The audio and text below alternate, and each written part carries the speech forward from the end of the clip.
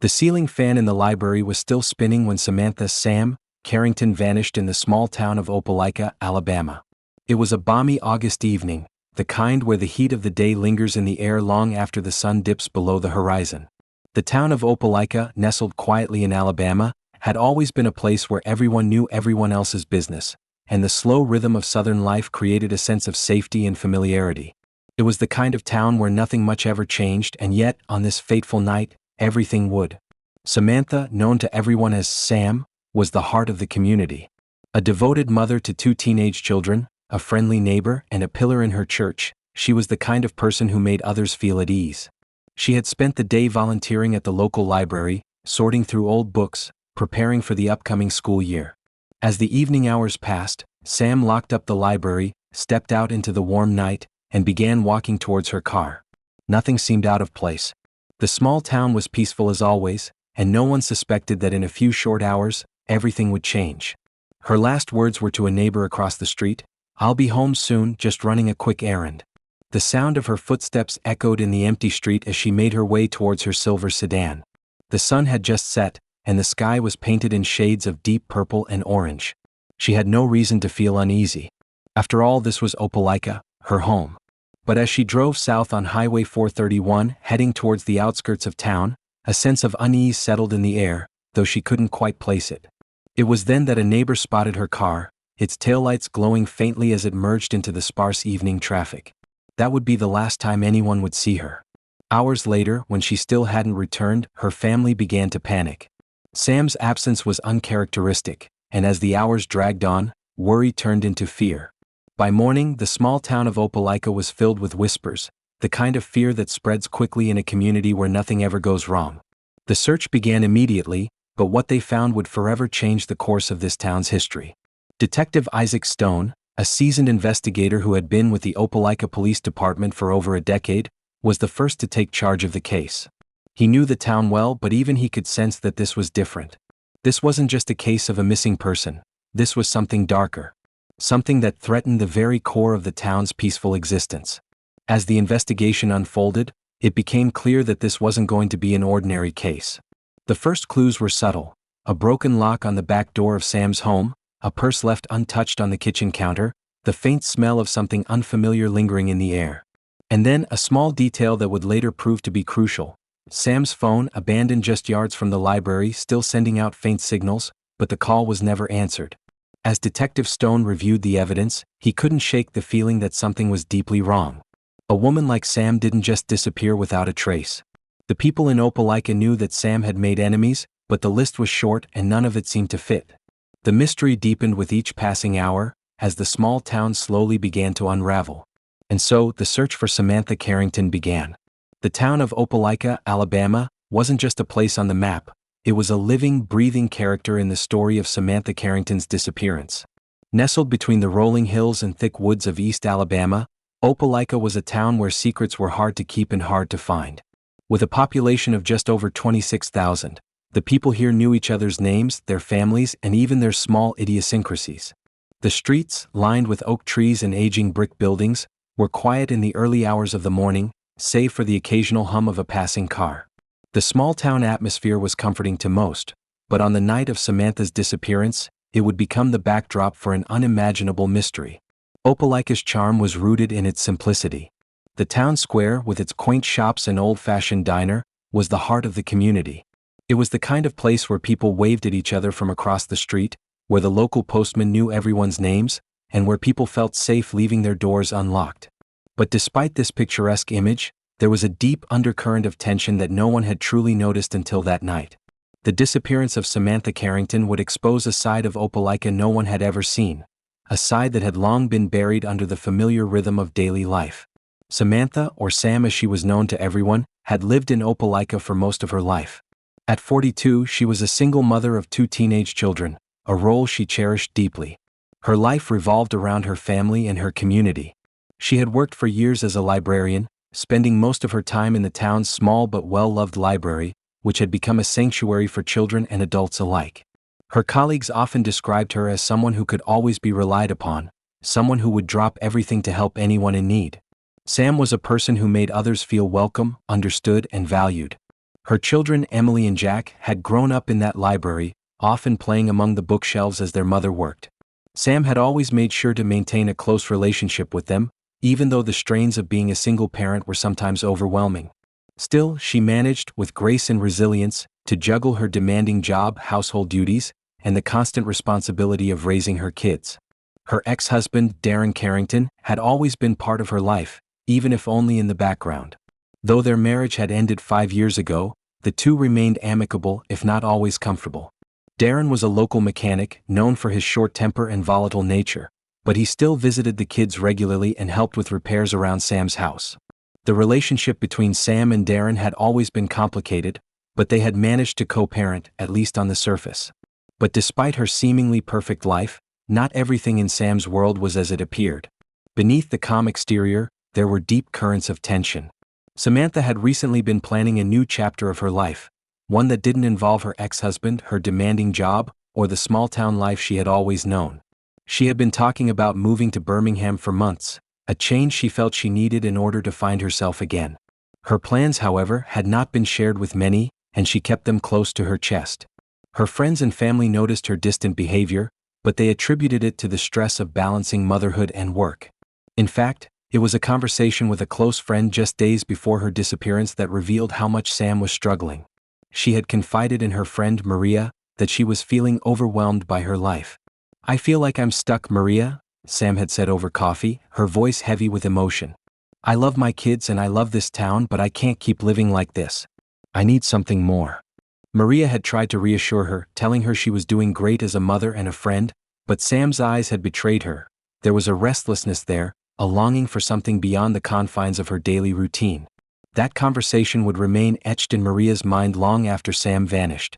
It would come to represent everything that Sam had been struggling with, the desire to change her life, to find peace, and to break free from the chains of her past. No one could have known that the very next day Sam would be gone. As the investigation began, the focus shifted to the town's well-established routines and the familiarity that everyone took for granted. The library where Sam had worked for so many years became one of the central points in the investigation. Its rows of books, its familiar creaks and whispers, now felt eerily silent. Detectives pored over the library's security footage, speaking to Sam's colleagues, trying to piece together her final hours.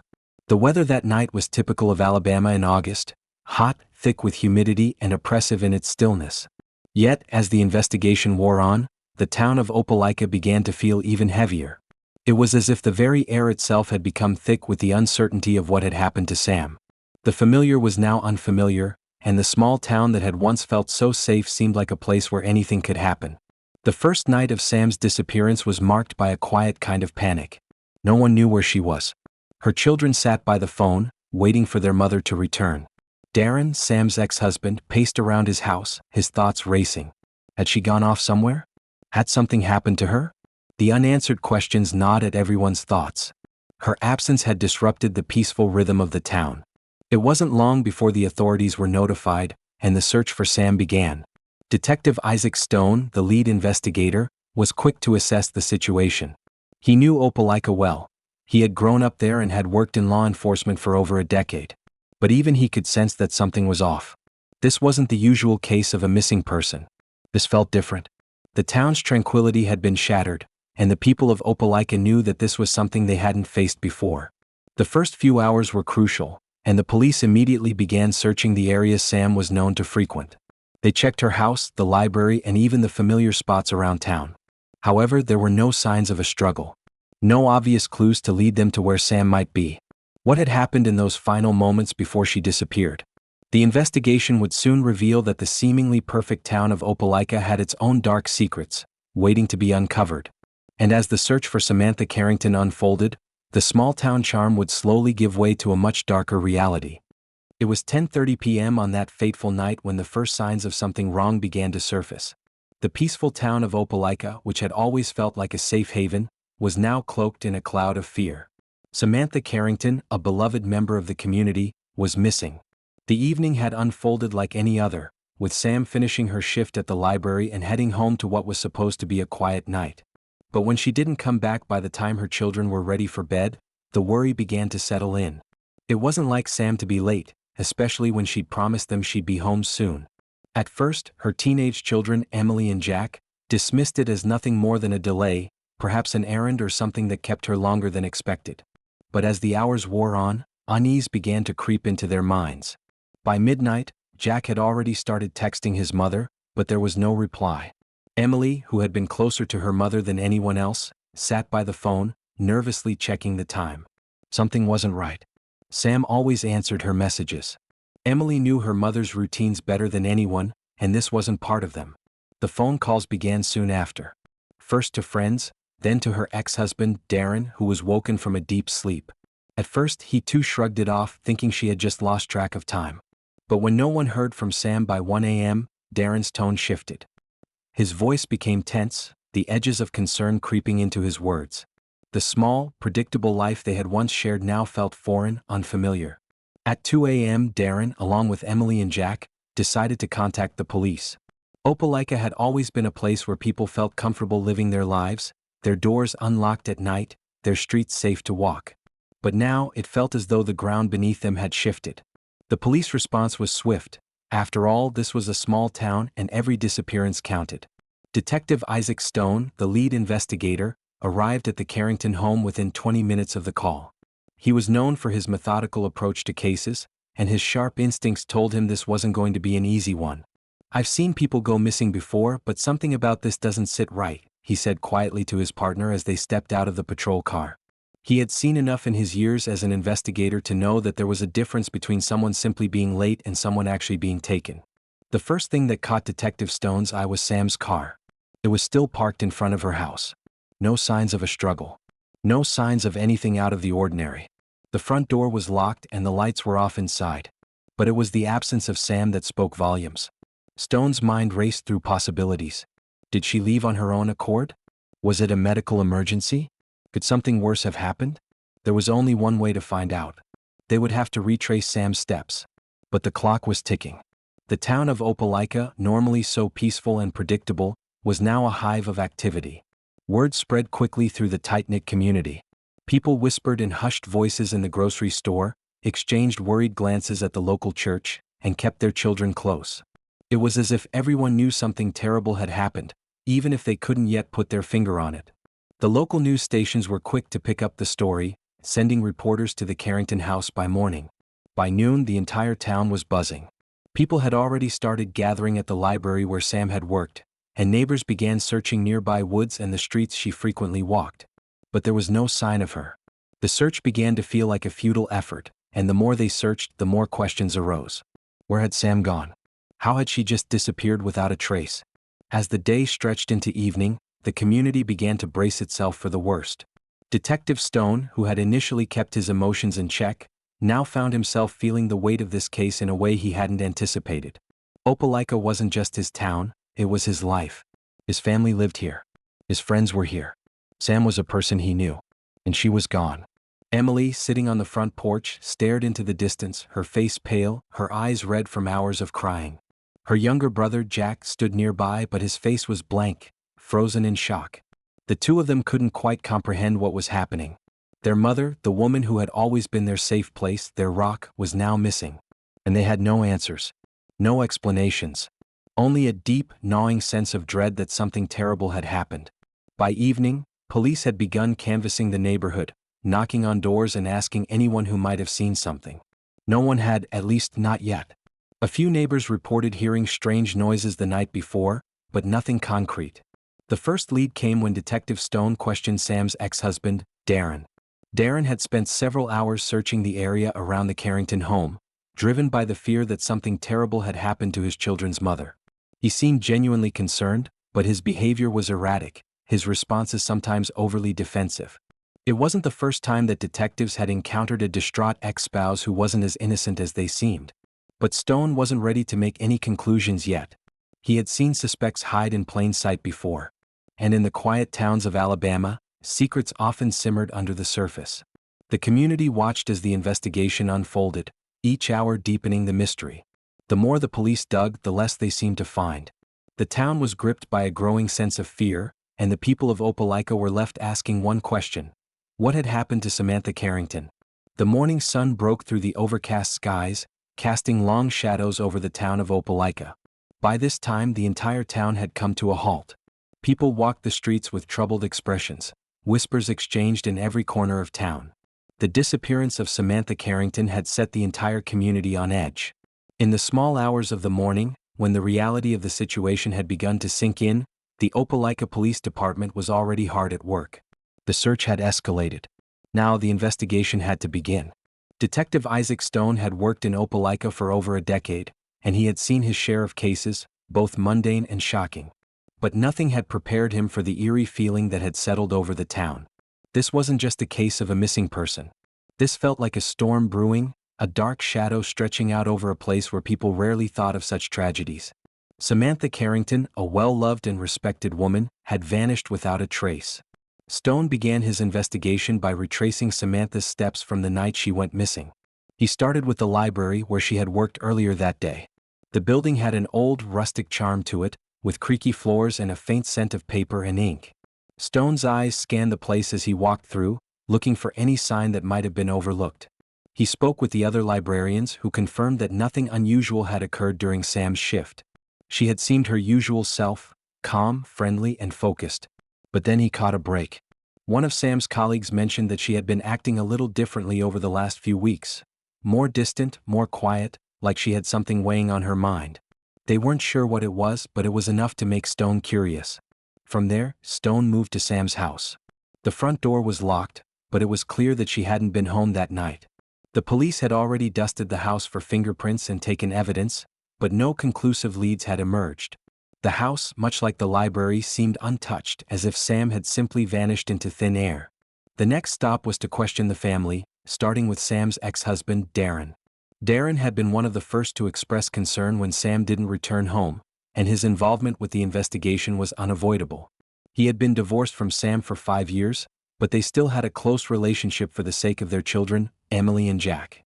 Darren was already on edge, pacing in his small, cluttered living room as Detective Stone entered. His appearance was disheveled, and there was a nervous energy about him that seemed out of place. "Darren," Stone began, keeping his tone neutral, "I need to ask you a few questions about Sam. I know this is difficult, but anything you can tell me might help us find her." Darren nodded but didn't meet Stone's eyes. He rubbed his hands together anxiously. "I don't know what happened. I don't understand. She was supposed to be home. We just talked earlier in the day. She didn't mention anything strange." His voice cracked slightly, but there was a tension behind his words that Stone couldn't ignore. "Has she ever gone missing before? Has she ever acted strange in the past?" Stone pressed. "No, never," Darren replied quickly. "Sam would never just leave like this. We were fine. We were working things out. She was planning on moving to Birmingham, but it wasn't anything major. Just a change, you know?" Detective Stone's mind began to turn. He had known Darren for years, and while he wasn't exactly a close friend, he had seen him around town and knew his reputation. He was well liked, but his short temper and history of petty arguments with Sam made Stone cautious. There had been no signs of violence in their divorce, but this was Opelika, where everyone had a history, and secrets could be buried under a thin veneer of familiarity. "Do you have any idea who might want to harm Sam?" Stone asked, narrowing his eyes. Darren hesitated, his gaze shifting toward the window. "No one I can think of. But she did have a few problems with some people in town. I mean, she never really talked about it, but she had a way of rubbing people the wrong way. Especially with the church crowd. Some people didn't agree with her choices after the divorce." That was a lead, Stone thought. It was a subtle mention, but it was enough to make him dig deeper. "Anyone in particular?" Darren shrugged. "I don't know, Detective. You should talk to her friend Maria. She'd know more about that. Sam was always talking to her about stuff like that. She might know if there was someone who had it out for her." Stone made a mental note to speak with Maria. He also decided to look further into the people who might have clashed with Sam, though he didn't have a clear suspect just yet. There were no signs of forced entry into Sam's house, and no one had seen anything unusual near her car that night. But one thing was clear: Sam had likely known her attacker, or at least had some connection to them. Later that day, Detective Stone and his team began questioning more of Sam's friends and acquaintances, including Maria, the woman Darren had mentioned. Maria was a childhood friend of Sam's and had been close to her for years. She seemed calm at first, but as the conversation continued, Stone picked up on her nervousness. There was something off about the way Maria spoke, too much hesitation, too many vague answers. Maria, I need to ask you about the last time you saw Sam, Stone began. Did she seem all right? Did she mention anything unusual? Anyone that might have made her feel uncomfortable? Maria's eyes flickered toward the door as if she were looking for a way out. She bit her lip before speaking. She said something about needing a break, you know? Like, from everything. Her ex, the kids. She didn't want to leave them, but she was feeling trapped. I didn't think much of it at the time, but now that I think about it, she seemed distant. Like she was preparing for something. But she didn't tell me who or what she was worried about. Detective Stone's gut tightened. Did she tell you anything about her plans? Any specific names? Maria shook her head, her face flushed. No, she didn't. But I have to tell you something. It's about Paul Jenkins, her neighbor. He's been acting weird lately. I don't know. It's just a feeling, but I've seen him lurking around her house more than usual. I think he knows more than he's letting on. Stone made another note. The introduction of Paul Jenkins, a quiet, reserved neighbor, was just the kind of lead that could unlock this case. For now, the pieces were scattered, but they were starting to fit together. The investigation had only just begun, and with every conversation, every clue, the truth seemed to be creeping closer, just out of reach. But who was hiding it? And why? The early morning air was thick with tension. Opelika's quiet streets, once filled with the usual hum of everyday life, now felt empty, like the calm before a storm. The search for Samantha Carrington had stretched into its fourth day, and while the community had rallied together to comb the woods, search the rivers, and post flyers across town, nothing concrete had come up. The police were running out of places to look, and the leads were beginning to dwindle. But then, at 7:45 a.m., a breakthrough came from an unexpected source. Detective Isaac Stone had been reviewing the security footage from the library again, hoping to find something that had been overlooked. As he watched Sam's final moments in the footage, his eyes narrowed. The camera showed her leaving the library, locking the door behind her. She walked towards her car as expected. But then, for a brief second, the footage seemed to flicker, a distorted image. It was almost imperceptible, but Stone knew better than to overlook it. He rewound the footage, slowing it down frame by frame. It was subtle, but it was there. A shadow moved across the frame just as Sam got into her car. At first, it looked like a trick of the light or a simple error in the footage. But as Stone played it back again, he realized that the shadow wasn't random. It was a person. A figure lurking near the back of the library, standing just out of sight of the camera.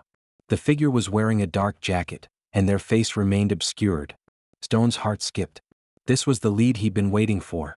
He immediately ordered his team to analyze the footage further, using facial recognition software.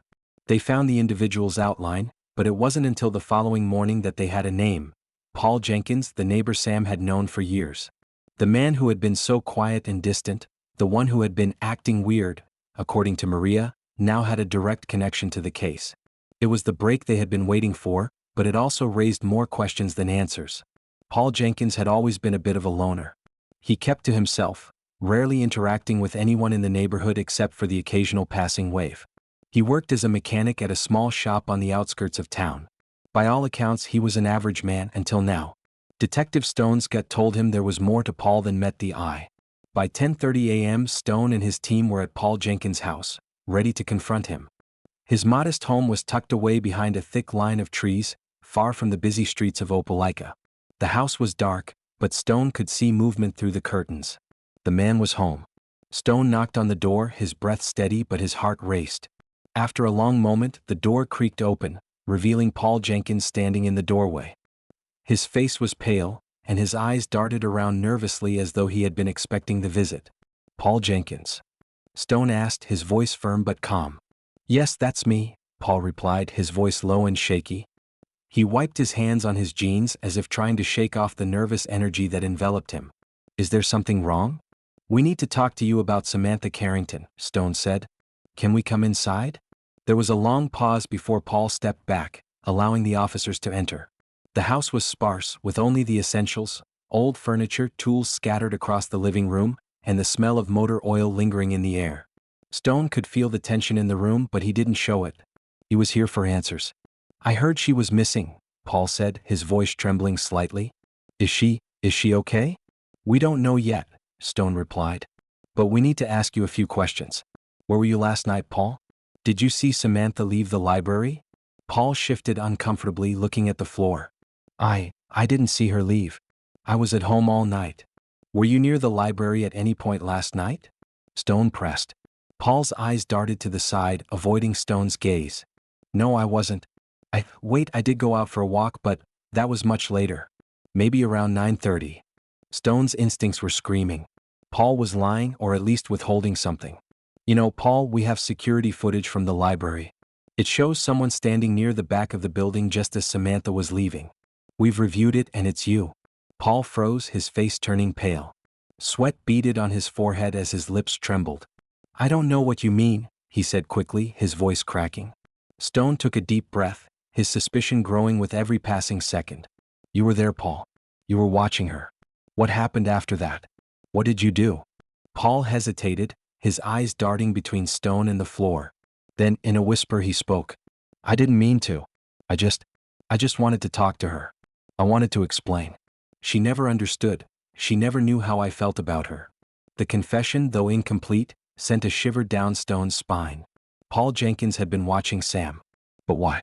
And what had happened that night? I never meant for it to go this far, Paul continued, his voice barely audible now. I didn't want to be alone anymore. Detective Stone's heart pounded as the weight of the situation sank in. Paul Jenkins was more involved in Samantha's disappearance than anyone had suspected. And with this breakthrough, the case was taking a dark turn. But the discovery didn't end there. At 11 a.m. a call came through. The search team, which had been combing the woods near the library, had found something. It wasn't much, but it was enough to confirm their worst fears. They had found Sam's purse. The leather was scuffed, the straps torn, and inside they discovered her phone, still on but showing signs of heavy damage. The battery had been drained, but the phone's location history told a chilling tale. Sam's last movements had been tracked near the woods, just beyond the edge of town, in the area where Paul Jenkins had often gone for his walks. The pieces of the puzzle were falling into place. Samantha Carrington had come face to face with someone that night. And that person, for reasons still unclear, had taken her. As Stone left Paul Jenkins' house, his mind raced with the revelations. The case had just taken a dangerous turn, and though they had made a major breakthrough, they were still a long way from finding out what had truly happened to Samantha. One thing was certain. Paul Jenkins knew more than he was letting on, and he was about to reveal the secrets he'd been hiding for so long. The discovery of Paul Jenkins' involvement had shaken the entire investigation to its core. The previous days, filled with uncertainty and confusion, were now giving way to a clearer picture of the events leading up to Samantha Carrington's disappearance. Detective Isaac Stone knew that finding Samantha wasn't just a matter of solving a case. It was about bringing a mother, a friend, and a beloved community member back to her home. The urgency of the situation had never been more pressing. Every moment, every hour that passed, made it less likely that Samantha would be found alive. Stone had no choice but to push harder. By this point, the search for Samantha had taken on a life of its own. The entire town of Opelika had rallied behind the cause. Volunteers poured into the police station, eager to help, bringing with them a mix of hope, desperation, and fear. People who had once never spoken more than a few words to each other were now working side by side, combing the forests and fields around town. It was a town united by loss but divided by fear. No one knew if Samantha was still out there, and the uncertainty was becoming unbearable. The search area expanded. Every corner of Opelika was scrutinized. Stone knew that the answer lay somewhere beyond the town's borders, somewhere deep within the wilderness of the dense woods surrounding the town. They had already searched the immediate vicinity, but now it was time to broaden the search area.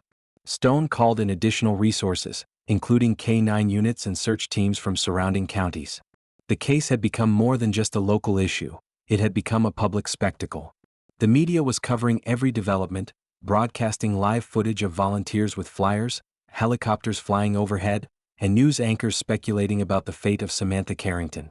By early afternoon, the search teams were spread out across the surrounding forests, methodically combing through the thick underbrush, rivers, and streams. Every lead, no matter how small, was followed. No one was willing to let this case slip through their fingers.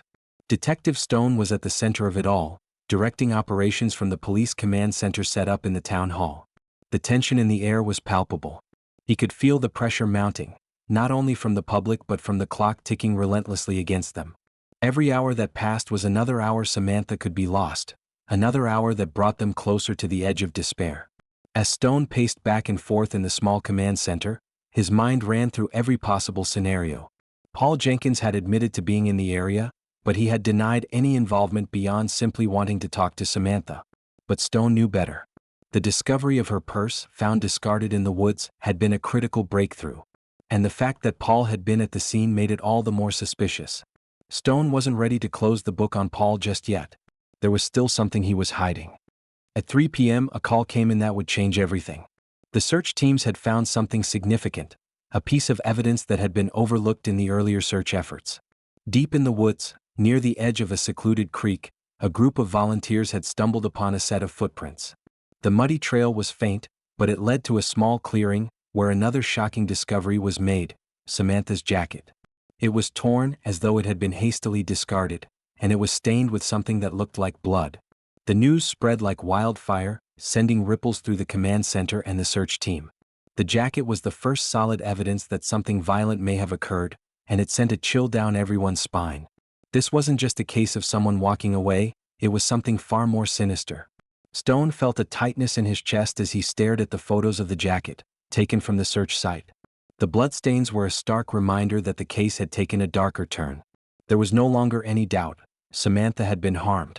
But the question was, by whom and why? Stone immediately dispatched a team to examine the area more thoroughly. They took the jacket for forensic analysis and expanded their search to the surrounding woods. The K9 units were brought in to track the scent, and the search was intensified. Stone had no idea how far the trail would lead, but one thing was clear: the clock was ticking and they were running out of time. Meanwhile, Paul Jenkins, who had been under heavy surveillance since the previous day, had become increasingly agitated. His behavior had been erratic since the discovery of the purse, and now, with the news of the bloodstained jacket, it was clear to Stone that Paul was more deeply involved than anyone had imagined. His interviews had been inconsistent, and his attempts to distance himself from the case now seemed like an effort to cover his tracks. Stone knew he needed to confront Paul again. But he also knew that the pressure on Paul would only intensify. The bloodstained jacket was the game changer, the tipping point that would break the case wide open. Stone couldn't waste any more time. He ordered a full arrest warrant for Paul Jenkins, now considered the prime suspect. The news of the arrest sent shockwaves through Opelika. People who had known Paul for years were left in disbelief, unable to reconcile the man they had known with the suspect standing before them. Some believed it to be a mistake, others felt betrayed. But Detective Stone knew that Paul had finally slipped up. As evening fell over Opelika, the search for Samantha continued, now focused around the woods where the jacket had been found. Stone stood at the edge of the forest, watching as the search teams combed through the dense brush, their flashlights cutting through the darkening night. He felt a pang of guilt in his chest. Could they have done more? Could they have found her sooner? But as the night wore on, something caught his eye. Far in the distance, beyond the trees, a faint glimmer of light flickered in the shadows. His heart raced as he turned to the officers nearby. "Did anyone see that?" he asked, his voice sharp with urgency. They hadn't. But Stone was certain. There was something out there. It wasn't just the wind moving through the trees, it was something else. Something that might lead them to Samantha. He gave the order to follow the light. Every officer moved swiftly, their flashlights slicing through the darkness, and Stone's heart pounded in his chest. He knew that this moment could be the one that finally brought Samantha home. The search for Samantha Carrington was now a race against time, and every hour that passed brought more uncertainty.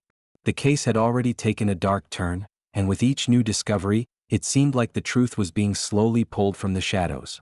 But despite the promising breakthroughs, Paul Jenkins' involvement, the bloodstained jacket, the increasing pressure on the suspect, Detective Isaac Stone could feel the weight of frustration building. It wasn't just the unanswered questions that gnawed at him. It was the constant feeling of being on the edge of something, yet never quite able to grasp it.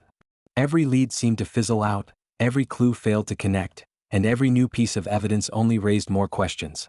The deeper Stone dug into Paul Jenkins' past, the more convoluted it became. Jenkins had been questioned multiple times since the discovery of the jacket, but each time he was evasive, his answers non-committal. His alibi for the night of Samantha's disappearance was shaky at best. He claimed he had been alone in his home watching TV, but when asked about his whereabouts during the time of Samantha's last known sighting, his story began to unravel. Still, there was no concrete proof linking him directly to Samantha's disappearance. No witnesses had seen him near the woods where the jacket had been found. No forensics placed him at the scene of the crime. And the blood on Samantha's jacket? It wasn't enough to make an arrest yet. The DNA had yet to be matched, and without physical evidence, the case was still circumstantial. Stone sat in his office late one evening, the yellow glow of the desk lamp casting long shadows over his cluttered notes and case files.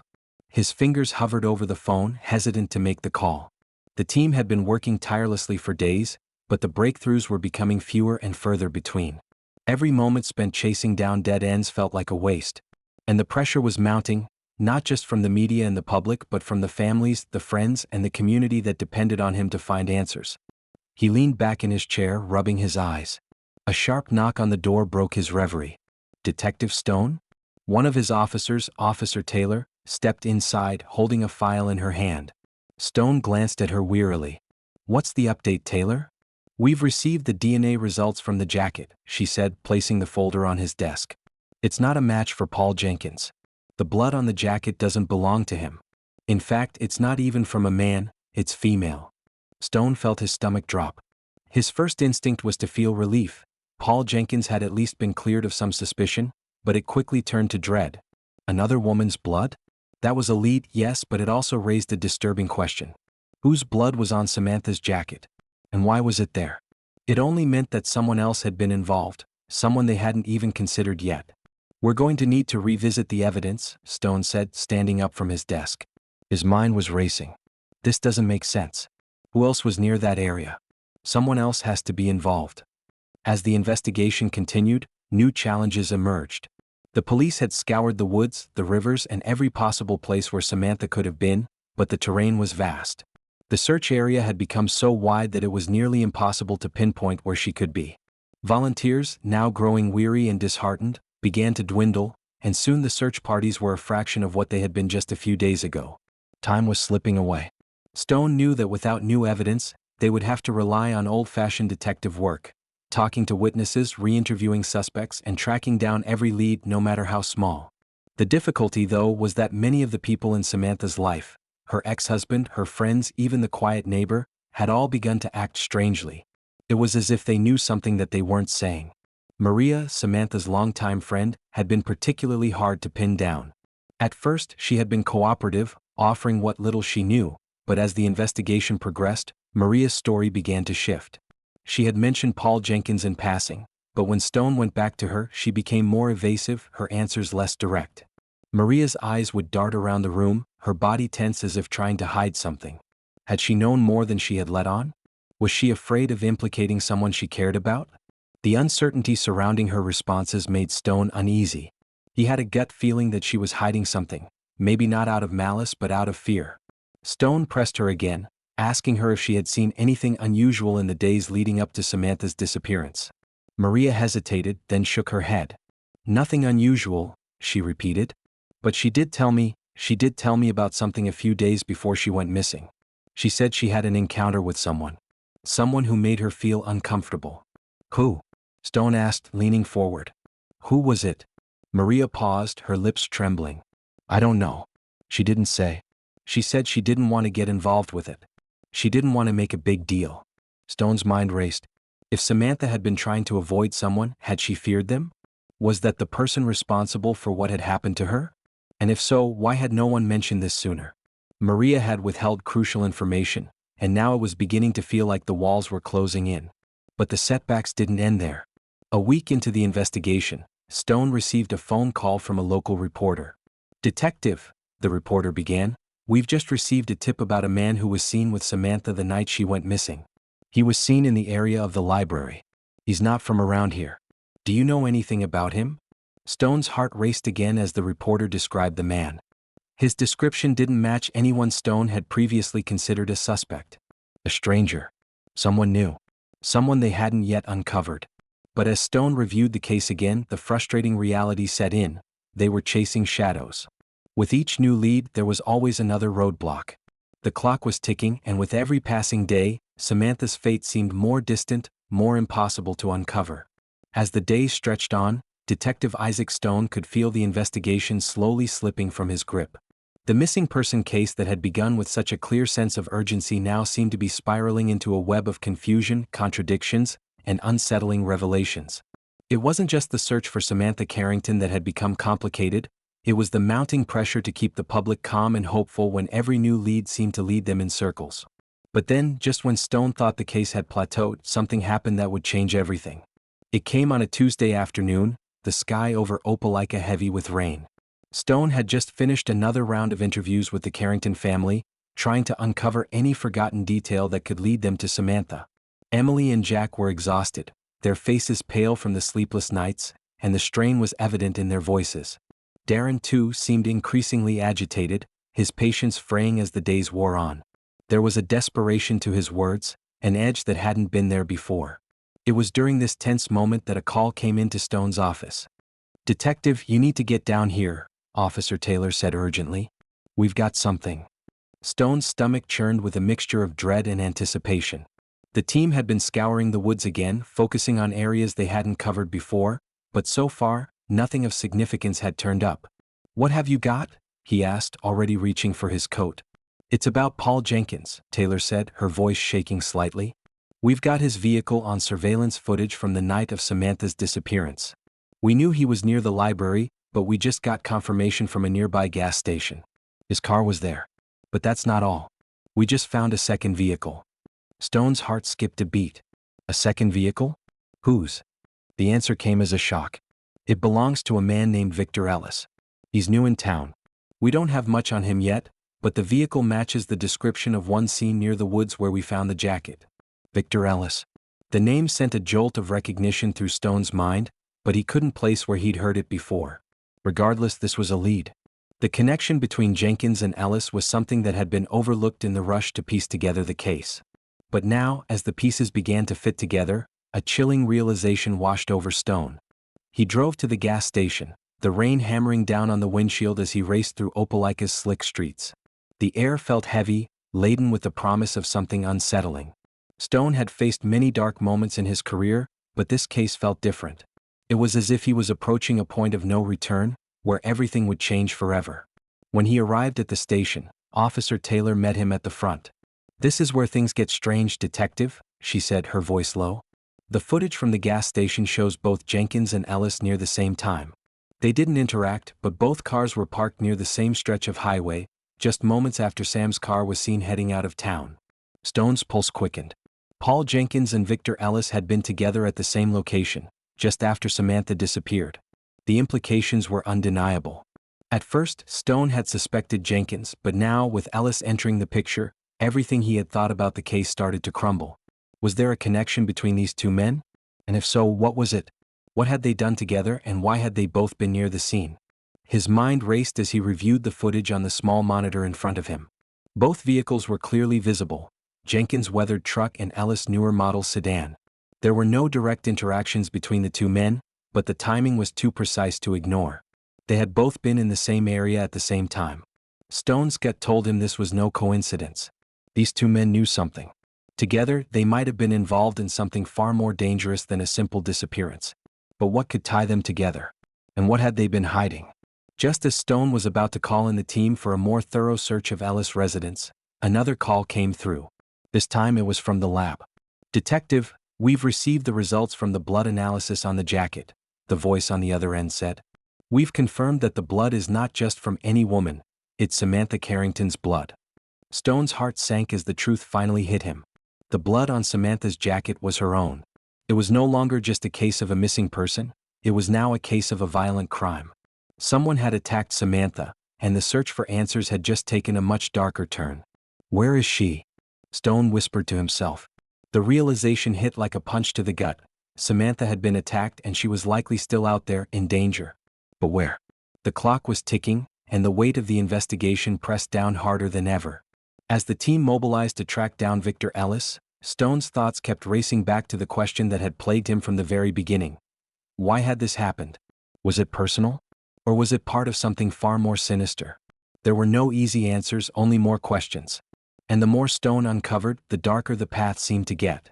The investigation had veered into uncharted territory, and now it was more than just finding Samantha. It was about finding the truth, no matter how dark it might be. The morning sun rose over Opelika, casting long shadows on the town's sleepy streets. Despite the beautiful weather, the air was thick with anxiety, the tension palpable as everyone awaited the next breakthrough. Detective Isaac Stone stood at the edge of the town, staring out over the distant woods where the search for Samantha Carrington had intensified. The investigation had taken so many twists and turns, but now, with the discovery of Victor Ellis' involvement, the case seemed to be moving towards a resolution, albeit one that felt darker with each passing hour. Stone felt the weight of responsibility bearing down on him. Every piece of the puzzle seemed to be falling into place, but the truth was still elusive. Who were Paul Jenkins and Victor Ellis really?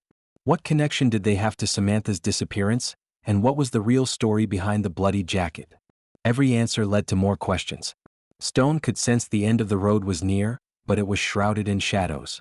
After gathering all the relevant information, Stone decided it was time to confront Victor Ellis directly. The man had been an enigma. No one in Opelika knew much about him, but now his name was at the center of the investigation. He had been in the area the night Samantha disappeared, and the footage showed his car at the same time as Paul Jenkins. The more Stone thought about it, the more the pieces began to align in ways that were too impossible to ignore. Stone's team had already obtained a search warrant for Ellis' home, and they were ready to move. As they approached Ellis' modest house on the outskirts of town, the tension in the air grew. They had tracked him down through his vehicle's registration, and after conducting a thorough background check, Stone knew that Ellis had been living in Opelika for only a few months. But there was something more to his story, something that hadn't yet surfaced. Victor Ellis answered the door with a tight smile, his eyes betraying a hint of nervousness. He was a man in his mid-40s, well-dressed but with a distinct air of unease about him. He looked almost too clean, his expensive jacket a stark contrast to the modest house he inhabited.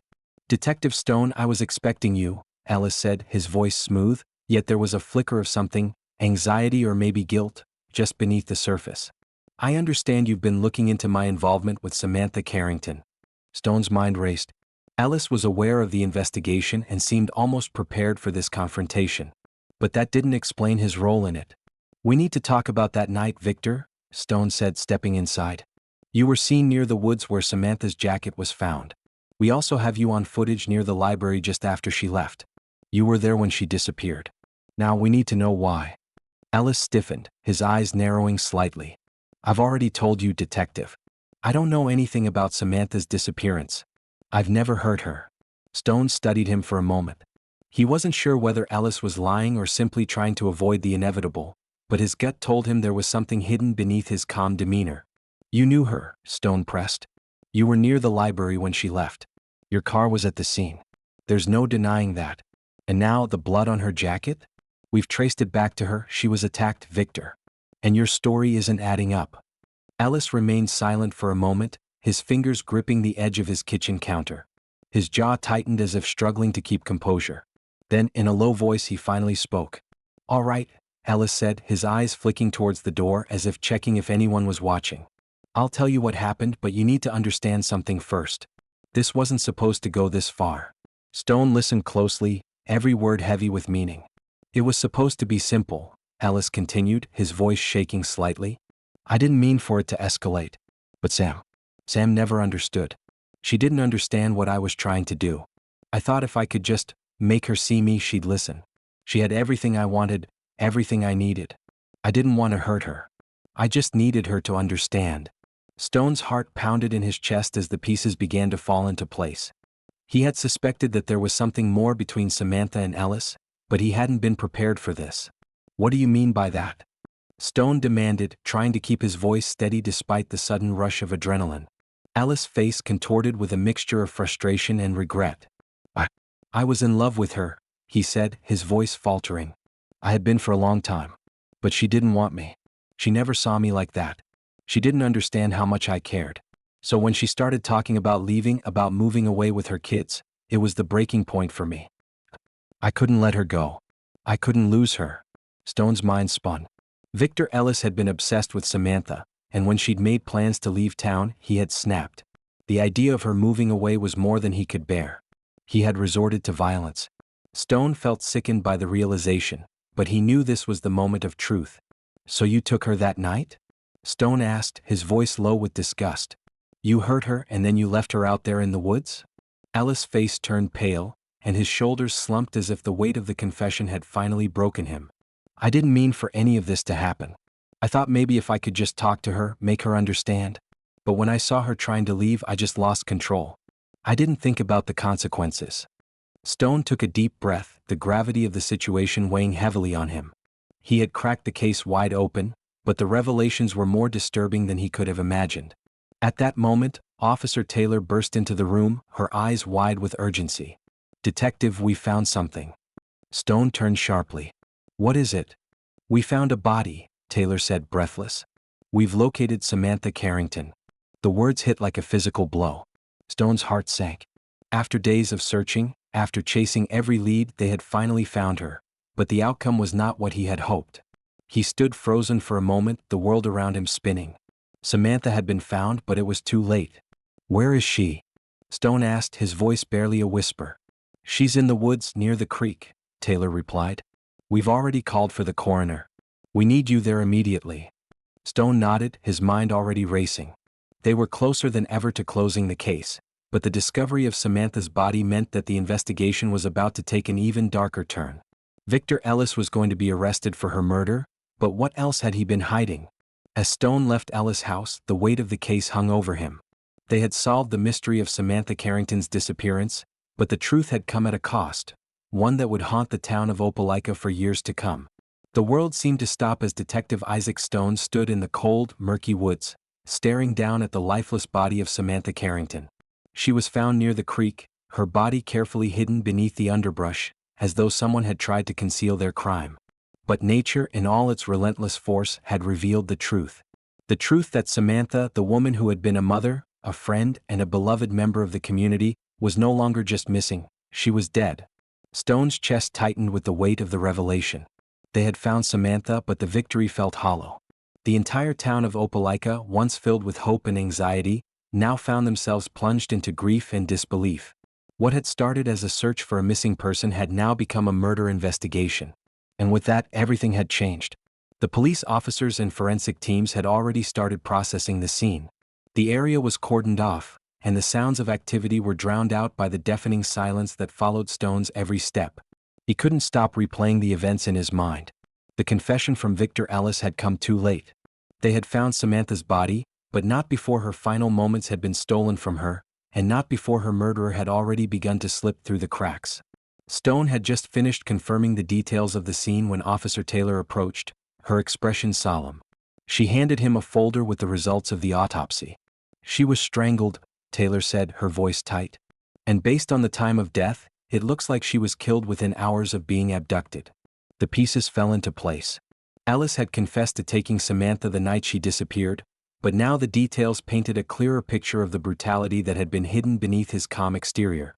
He had stalked her, followed her home, and, driven by his obsession, had finally taken what he thought he deserved: her life. The confession had been a twisted revelation, but it was too late to undo the damage. Samantha was gone, and all that remained was the search for justice. With the confirmation of Samantha's cause of death, Stone knew it was time to act.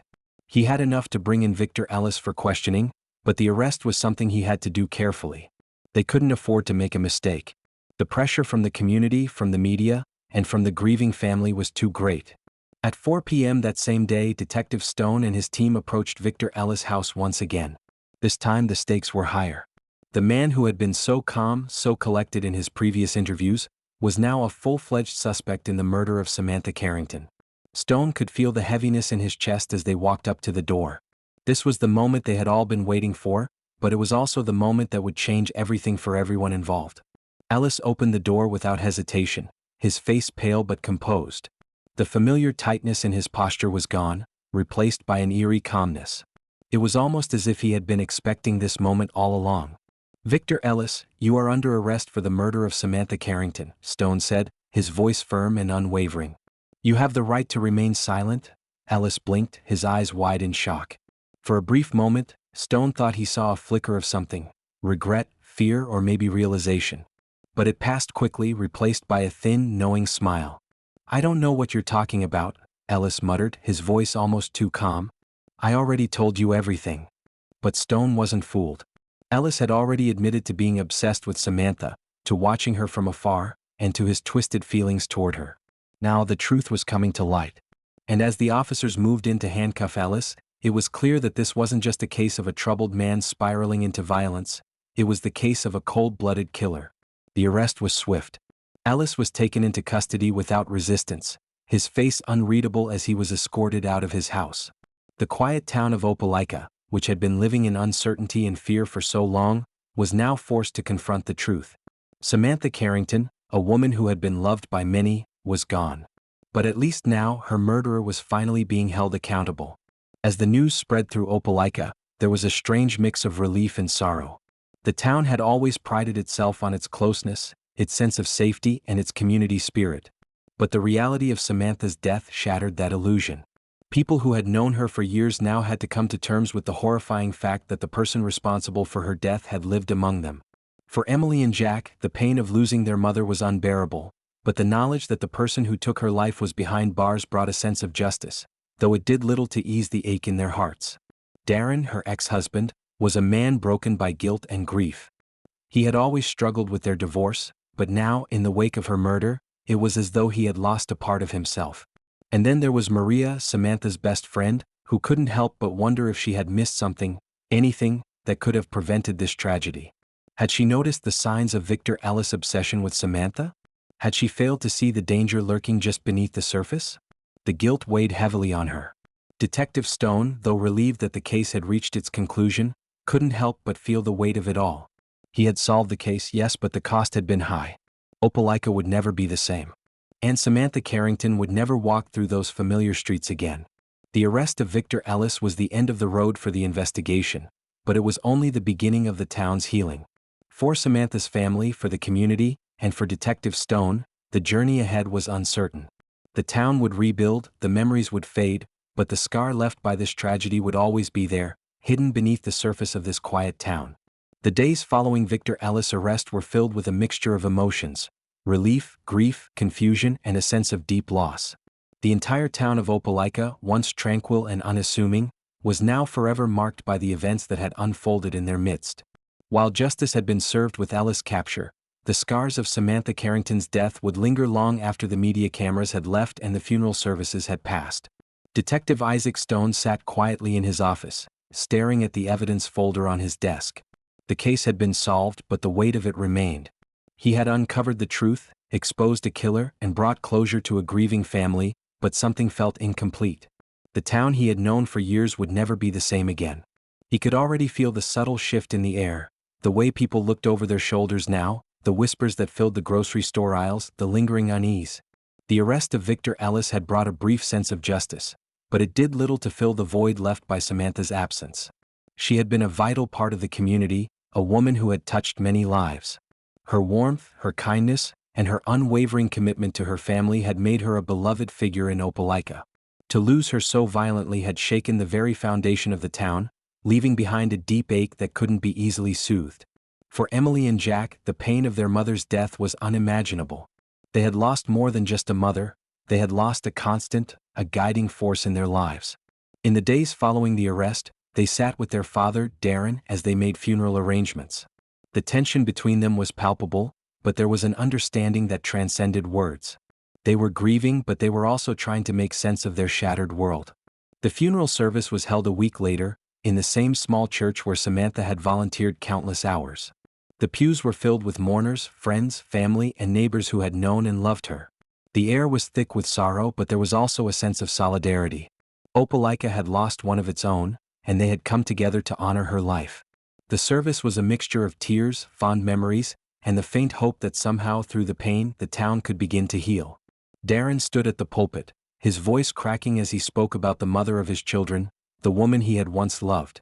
"Samantha was everything to me," he said, his voice filled with a mixture of regret and love. "She gave me two beautiful children, and she taught me the meaning of patience, of love. I know we weren't perfect, but she was always there, always present for her family, and that's what I'll always remember. I only wish I had done more." The words struck a chord in everyone who listened. Samantha had been more than just a wife or a mother, she had been the glue that held everything together, the one who kept the pieces of the world from falling apart. Her loss left a hole that no one could fill. Maria, Samantha's best friend, was one of the few who spoke at the service. She had known Samantha for nearly 20 years, and her words were filled with a quiet grief. "She was my rock," Maria said, her voice trembling. "When things got hard, she was always there, ready to listen, to help. I'll miss her laughter, her kindness, and her unwavering strength. Samantha was the kind of person who made everyone feel like they mattered. As Maria spoke, Stone stood quietly in the back of the church, watching as the community mourned. He had solved the case, yes, but the personal toll it had taken on him was still fresh. He had seen the darkness that lurked in people's hearts, and he had witnessed the ugliness of human obsession and violence. But what stuck with him the most was the way the community came together in the face of tragedy.